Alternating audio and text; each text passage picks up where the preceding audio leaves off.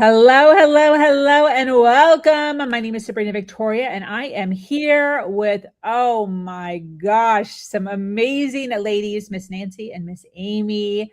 We're going to be talking all about the art of authentic storytelling. So get comfortable as we explore the triumphs and the challenges faced by women worldwide. They're here to offer some insights, some inspiration to not only fuel your personal growth, but also your personal growth. Let's jump in.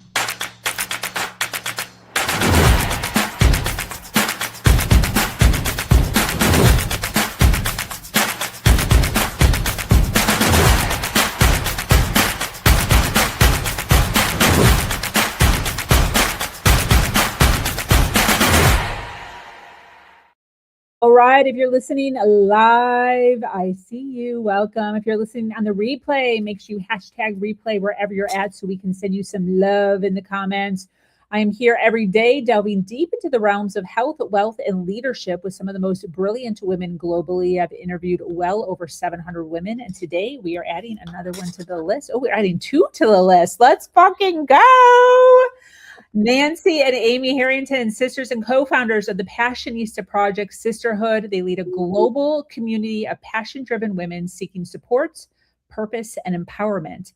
After high-powered Hollywood careers, Amy on major films like Harry Potter and The Matrix, and Nancy crafting Academy Award campaigns, they now uplift others through their women's summits, podcast, bestselling anthology, Awakening Your Power, writing mentorships, and online community amplifying underrepresented voices. I love that, underrepresented voices.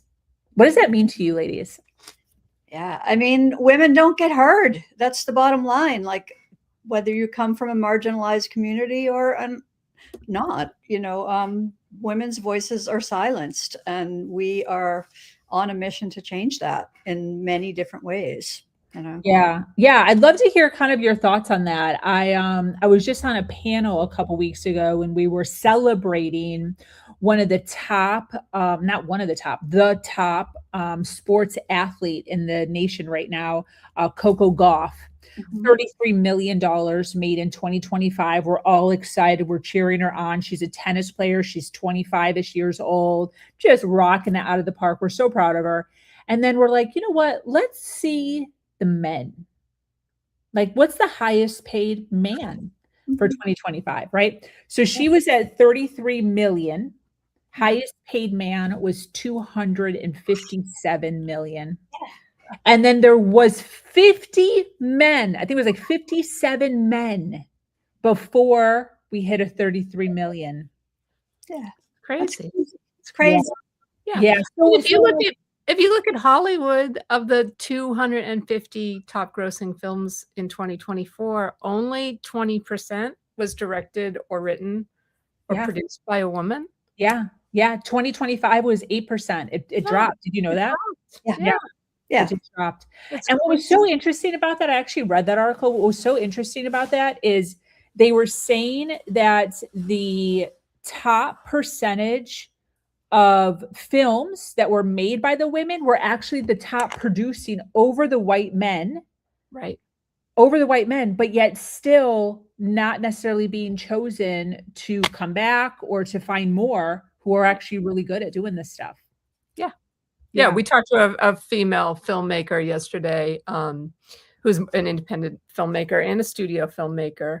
And she was saying when she works on a project that's mostly women, which is rare to find, she's like, everything gets done. And it's like, oh, I got to go pick up the kid. Great. Go pick up the kid. We'll move this here. We'll do this. It'll be fine. Come back. Like she said, it flows so easily and the communication is so great. And it's so rare to find those experiences, but she jumps at them every chance she gets. And it's like, why is that not normal yet? Yeah. Crazy. Absolutely. Yeah. So we're talking today on the art of authentic storytelling. What would be the difference between storytelling and just like speaking?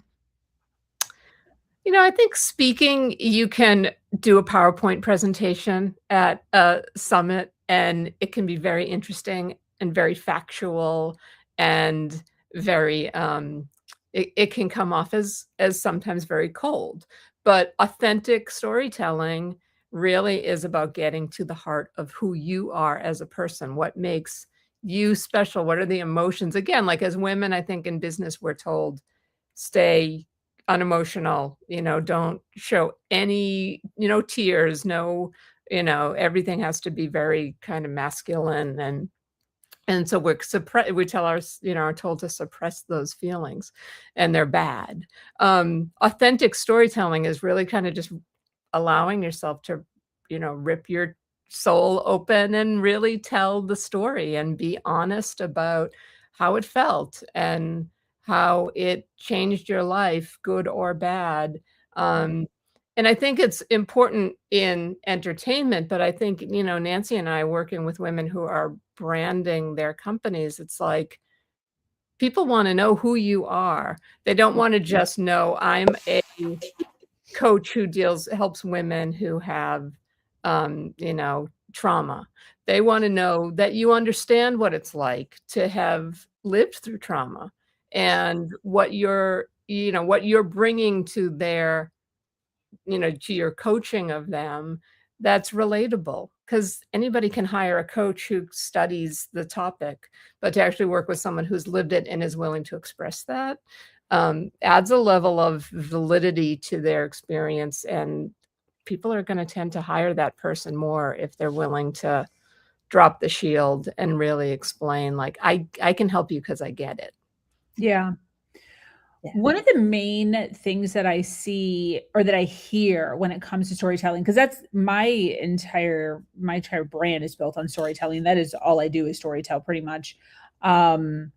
I hear a lot, like, I can't be like you, Sabrina. I don't want to share my story. I have kids, I have an ex, my family, la, la, la, la, la. And I always go back to, like, you don't have to tell those stories. You can tell a story about how you tripped on a shoelace. So I'd love to kind of hear how you guys overcome this. You're in this realm of storytelling. You're getting feedback, you're getting objections. What's kind of your viewpoint on everyone should be storytelling? Right. I think the first thing is to clarify what storytelling is. Storytelling doesn't have to mean that you're going in depth to all your deepest, darkest secrets, right? Storytelling is just sharing something about yourself with somebody else.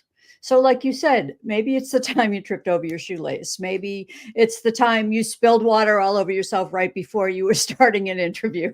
I just did that, everybody. It's sharing things that are relatable. Right. So I think that's the first thing. I mean, Amy and I did not share anything about ourselves when we first started our business. In fact, to the point where we did not even have a photograph of ourselves on our website. And eventually somebody said, you really ought to put a photo of yourself. Amy and I come from a world of celebrity interviewing. We are behind the scenes. We were never on camera. And so for us to share was really hard. We're very shy. We're very introverted. And for us, we built this company. It wasn't about us. It's about the women, and it's about sharing their stories. And it took us a really long time to finally understand that people weren't going to be interested in us sharing the stories unless they knew about us, and like most women, we thought, oh, we don't have a story to tell. Like, there's nothing interesting about our lives. And then the more we started telling the story, the more we were like, oh, wait a minute, we're really interesting people, and we've done a lot. And there's a lot of knowledge that we can share with people. So I think it's a lot of it is stepping into your self-worth and understanding that you do have a story to tell and that people want to hear it and people need to hear it. Yeah. And I think for the people who are afraid of, like, I have the ex-husband, I totally get that. And I think you need to set your boundaries so you're comfortable. Like, I don't ever talk about my significant other in detail. Like, I'll mention him if it's something we did. Oh, we went to a movie and we saw this. But I would never talk about anything related to him that I thought he would not be comfortable with. So I just set a really hard boundary. that it's like better not to say anything than to risk saying that thing in the moment where I'm like, oh my God, why did I say that? So it's okay to set boundaries and to know like what, if you don't want something that for your kids to hear about your life in that way, then you don't have to. Yeah, exactly. So what about for those that feel like they have a boring life? There's nothing to share. No one's boring. Every single person has a story. You know, when we started our first anthology book, we've started a series of anthology books. We were talking to the women we knew who were interested. And they were like, nobody wants to hear what I have to say. I don't really have anything interesting. And so the process we use is like, let's sit down, let's have a conversation. We're interviewers. We know how to get people to draw a story, you know, out of somebody. And so we would sit down and we'd be like, so tell us about that when you were in the army, or tell us about when you had trouble with your business during COVID. And as they started to tell their story, it was like, oh my God, you know how fascinating that is and how relatable it is and how much that will help people if you share that.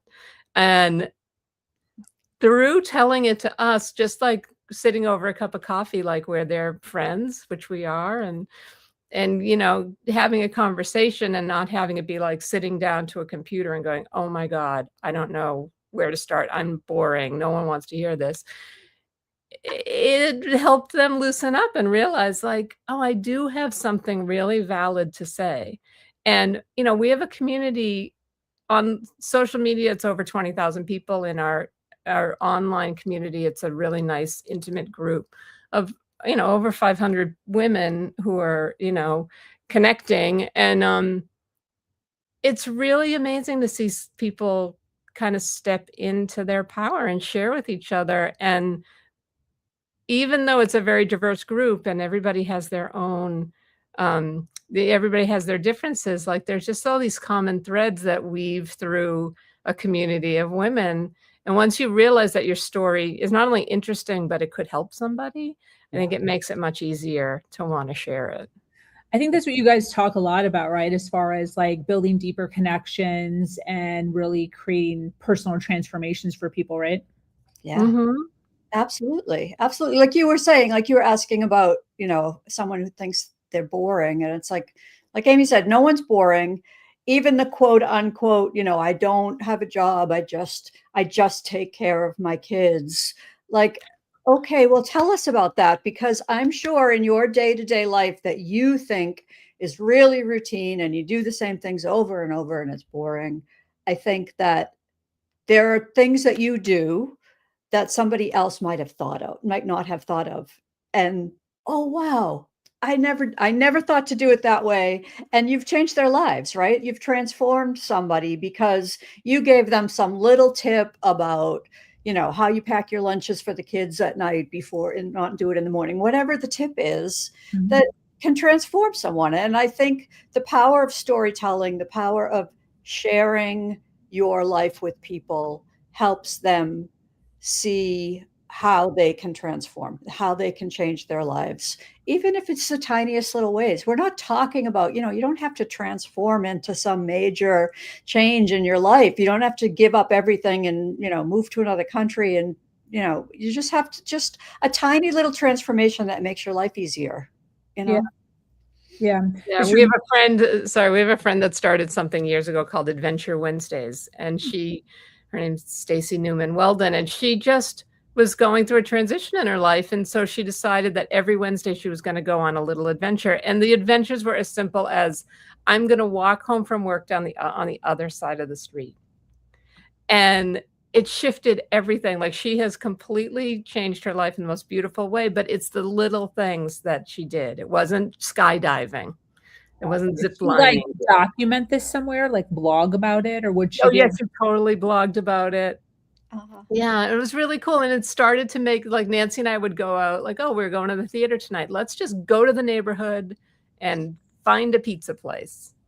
You know, and it was just it just opens you up to thinking of life as an adventure and as every minute as an opportunity to do something new and different. And it's so transformative, but it's little things. Yeah. Wow, I really like that actually. Something as small as just using the other side of the street. Because yeah, if you think about it, we do get into routines of the same way home, passing the same stuff. Yeah. Always driving versus walking or taking your bike. Yeah. Yeah. Yeah. We had someone tell us recently to just look up. Look up. Like, I walk my dog every morning and I'm constantly looking down and looking at what he's sniffing at and waiting for him to do his thing and making sure I don't trip. And after she said that, now every time I walk the dog, I make sure to stop and look up. And it's like, look at those beautiful trees. Look at how blue the sky is. Look at, and it's just a tiny little perspective twist, but it makes a difference, Yes. Yes, absolutely. Look up. I feel like that's the name. Isn't that something? Is that? Oh, Up. That's that awesome animated movie. It's a movie. Yeah. I'm like, this is triggering something in me right now. Oh, that's great. So I know that you work a lot with. You work only with women. Yes. And gender nonconforming, non-binary people. Yeah. Got it. Okay. So really working on amplifying marginalized voices.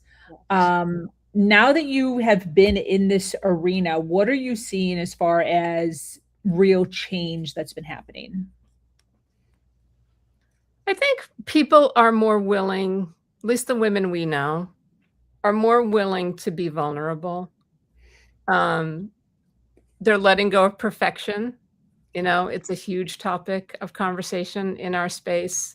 And Nancy and I were so guilty of it for our entire lives and have really embraced the done is better than perfect.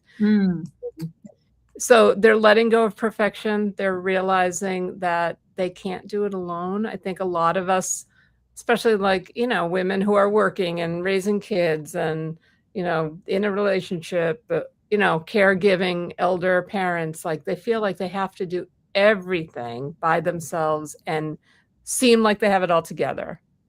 And we're all realizing that that's impossible. We always knew it was impossible, but we're finally seeing everybody is in agreement.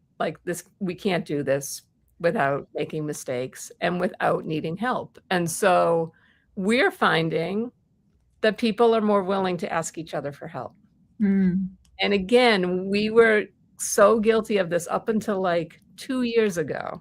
We were like, we can do it ourselves. We don't want to be a burden. We don't want to ask anybody, for advice or whatever. And somebody said to us, people like to be asked for help. Yes. Be helpful. And when you go to them and you say, I need help with this, you're kind of making someone feel like you think they're an expert in that particular field, and it boosts their confidence and makes them feel good that you came to them. And once they said that to us, we were like, oh my God, we can ask for help. And we built this community so the women can all help each other, but we're the biggest benefactors of it. We have this incredible network of women. The world is a little complicated right now. I think we can all agree on that. And I'm a monkey mind person. I'm like, la, la, la, la, la, constantly. And I haven't been panicked. And I say to Nancy every once in a while, I should be curled up in a ball in the corner. Why am I not freaking out? And it's because I realize we have this group of women that we've built, and we know somebody who is knowledgeable about everything at this point. So we have the people we need in our lives. If something falls apart, our accountant screwed up and they retired, and we've been with him for 30 years, and we're like, oh my God, we need an accountant. And it felt really heavy and scary. We have to get a new accountant. And then we were like, there are 10 women in our community that are CPAs. We've got this. It's not a big deal. So people are asking for help. They're leaning on each other. Women are buying from each other more. they're supporting each other's businesses more. They're intentionally doing that rather than just like clicking on the Amazon cart and checking out. Like they're thinking, oh, is there a woman that makes candles that I can buy from? So I think it's just a more supportive time. Yeah. Yeah, absolutely. Really honing in on the asking for help. One of the things that I talk about all the time is when you ask somebody for help, you're actually giving them a gift of being able to step into their power, to be able to teach and to be able to help. So a lot of times we think we're doing them a disservice of like, oh, whatever we're thinking, as far as bothering them. But in actuality, people love to help. They love to step into the power. They love to talk. They love to share. They love to give their knowledge of all the things that they've learned. I had an ex-fiance a few years ago. We were in the car driving home, and he's like, I don't understand why you do that. And I'm like, do what? And he's like, why do you ask questions to things you already know the answer to? And I was like, first of all, it makes them feel good. They're teaching me something. Second of all, I don't know all the things. I only know what I know. Right. So they could be doing the same exact business or same exact thing that I'm doing, but they're doing it differently, more efficient, cheaper, better. And the only way that I'm going to be really good at my craft is if I find all the tricks and tips from everybody else to be able to make my life more efficient. So yeah, I totally get that. Yeah, I worked at Warner Brothers for 10 years. And I oversaw post-production and visual effects on 250 movies. And I knew people who were like, I'm a writer and I know how to write. And that's what they did every day. And it's like, that's great. But I was like, I do visual effects and post-production, but I know what the marketing department does. I talk to the lawyers 10 times a day. I know what the grips do and what the electrical people do, and I know who makes the costumes and the set design. Like I wanted to know everything, and as a result, it was fascinating and it was so much more fun because I was seeing the movie from different perspectives, but I also was just like showing a certain amount of respect to the other people. Like I think writing is incredible. Obviously, that's what Nancy and I are here talking about. I don't think writing is the only factor that makes a film or a TV show successful. Right. I think the props are just as important as the words. So like to show the people on the crew, like you respect what an editor does and you're asking the editor questions about their craft, makes everybody more engaged in what they're doing, gives them a sense of pride in their work, and it just kind of lifts the energy in the whole experience. And so we always try to apply that to everything we do, And it makes you a more empathetic and creative and interesting person, a well-rounded person too. It's not even just about them, but just selfishly, like you become a better person by listening to other people and experiencing what other people experience and hearing what other people have to say. Yeah. What are both of your specialties? Like you guys came together to create this Passionista project. Do each of you kind of have your own area that you're an expert in, or do you kind of like intermingle when it comes to teaching? And we definitely have a set of skills that we both share. We're both really good producers. We're both very organized and, very detail oriented. I come from a background of graphic design. I had my own graphic design studio for 25, 30 years. So I definitely lean into all the graphic design stuff. I do all our social media. I do all of our graphics for our website. I, design the books. And Amy is definitely the business mind and the relationship person. Like she has such great, amazing skill at that from her years at Warner Brothers. She knows exactly how to talk to every single person we talk to, and what to ask and what to say. And she's so good at keeping track of little things like, oh, the last time we talked to you 6 months ago, you told us that your son was on a soccer team. How did the team do this year? And I'm like, they said what? So she's just got this beautiful, amazing mind that keeps track of the things we need to keep track of. And so, yeah, we definitely overlap in a lot of skills. And for a very long time, and we still do this for the most part, we talk in the royal we, and what is done in our company is done by us. We very seldom say Amy did this, Nancy did this, because we just share in everything. So, but there are definitely a couple of skills that we bring to the table. Amy's an amazing editor and writer, and so we definitely have a few things a few areas where we shine individually. That's great. And then the Passionista Project, is that speaking and writing when it comes to storytelling? Yeah. So we have our anthology book series. We help women with just their branding, writing their brand story.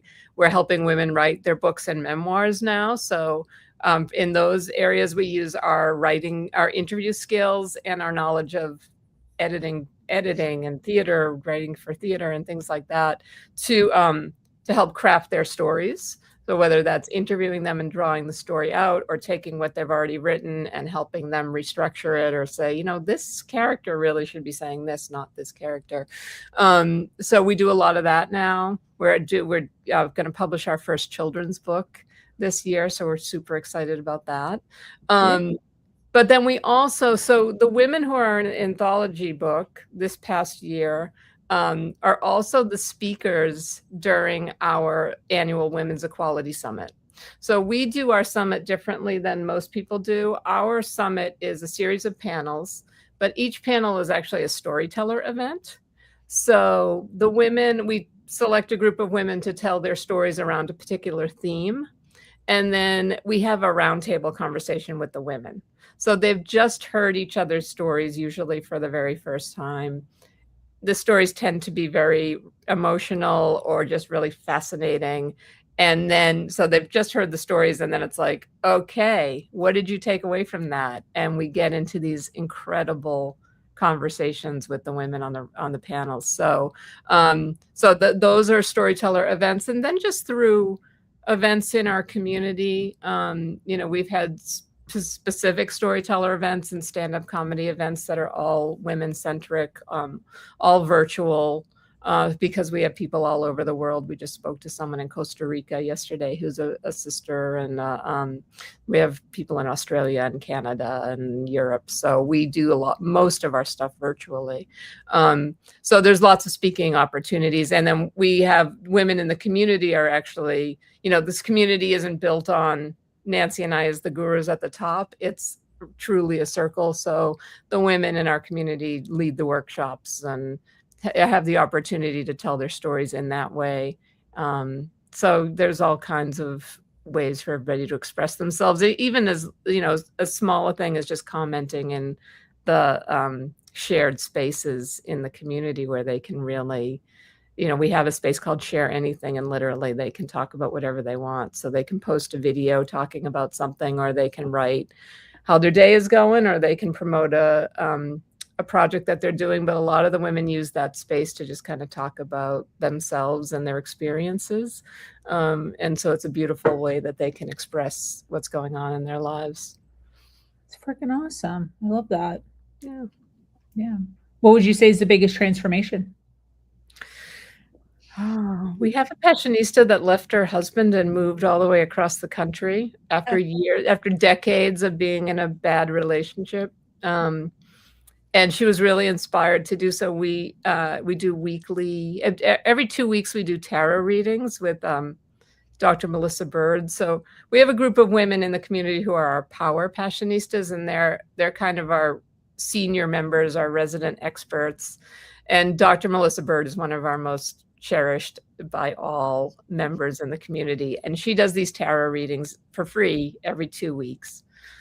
And, there's some regulars that show up. And I think those readings really helped inspire this woman to take a look at her life and realize like she needed to make a change. It was really time, and it gave her the courage to do that. So that was a big one. Yeah, I would say so. And honestly, I have to say, I think one of the biggest transformations in all of this has been me and Nancy. Like, we're so much more open. We're so much more vulnerable. We're so much more confident. We have always been very shy, introverted people, and starting with the process of doing celebrity interviews and things like that, we had to kind of step out of our shells a little bit. But through the sisterhood, we've really learned, like, see, Dr. Bird, we've really, learned how to, make friendships and talk about ourselves in a way that we were never comfortable doing before, and build this community and lead it in a way that feels really good to us and is really unique. Like, everybody tells us it's very different and from anything they've experienced. And it's because we followed our intuition in a way that we never did before.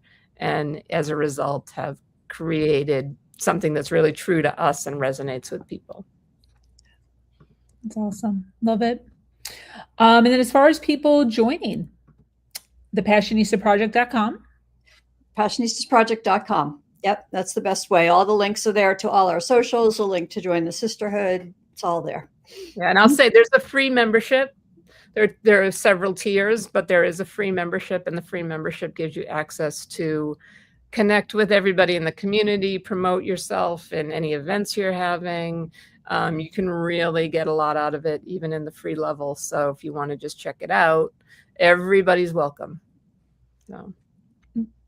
Gorgeous. And then as far as anything local, anything in person, anything else that they should know about? We don't do a lot of local and in-person events, as Amy said. Last year we did, I think, 4 or 5. Amy and I traveled quite a bit last year and did 4 or 5 meetups in cities around the country. Tonight we are speaking, we have an event with all of our Power Passionistas, a meetup to plan this year. And we are going to try to encourage them to become more ambassadors for us so that we can do in-person events around the country. So there will be more of them in the future, but as of right now, most of our stuff is online. Beautiful. I love it. So following them on Instagram, the Passionista Project on Instagram. Where else would you say is a good place to follow you guys? LinkedIn. LinkedIn is good. We are pretty active on LinkedIn.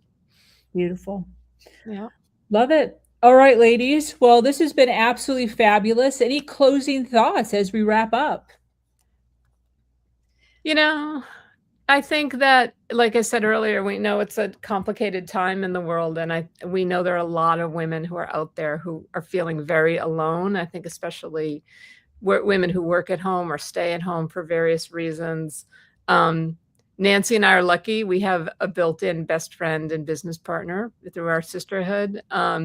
But there are women out there who get what you're doing and who want to support you, and you do not have to do this alone.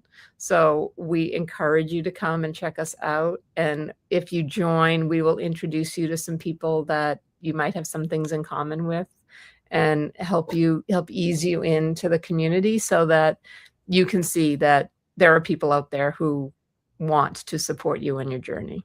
Yeah. And I think that's the biggest thing, is the community feel. I always say when you're doing hard things, you want to be in and amongst people who are doing the same thing, right? So when you can leverage each other's resources, knowledge, education, connections, it just makes things so much easier. I think so many times, especially as women, we want to like grit through it, just like, power, women power. And it's just not even necessary right now. There are so many communities of all kinds, right? There's Christian, there's woo, there's business, there's moms. There's so many communities for women of all kinds. And whatever it could be knitting, it could be dancing, like get in a group, with individuals who are doing the thing that you are doing versus doing it by yourself. And it makes a world of difference. It makes it faster, funner, and just so much more enjoyable. It's not supposed to be that hard. Absolutely. Absolutely. Yeah. It's not supposed to be hard. Love it. All right, ladies. Well, this has been absolutely fabulous. For those of you listening live, thank you so much for being here. For those of you on the replay, hello. Make sure you hashtag replay so that we know that you were here. Remember to follow, like, and share. Thank you so much, Amy and Nancy. Thank you. Really appreciate you having us. Yes, this has been great, for sharing your wisdom, inspiring us all. To our dedicated listeners, thank you once again. I am your host, Sabrina Victoria, and I invite you to join our amazing community. I also run a community, hernationglobal.com. And as I say, until next time, do something awesome.